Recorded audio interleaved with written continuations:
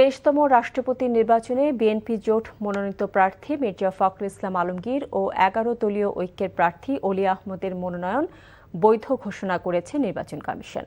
রোববার নির্বাচন ভবনে নির্বাচনী কর্তা ও সিইসি এএমএম নাসিরুদ্দিন আজ এই ঘোষণা দেন। সংবিধানের 70 অনুচ্ছেদের ফ্লোর ক্রসিংয়ের বিষয়টি সংশোধন হলে 11 দলীয় ঐক্যের প্রার্থী জয় পেতেন বলে দাবি করেন জামায়াত জোটের নেতারা। আর বিএনপি নেতা গয়েশ্বর চন্দ্র জানান, রাষ্ট্রপতি নির্বাচনের পর পরবর্তী অধিবেশনে 70 অনুচ্ছেদ নিয়ে সংসদে আলোচনা হতে পারে। আগামী 20 আগস্ট 23তম রাষ্ট্রপতি নির্বাচন অনুষ্ঠিত হবে।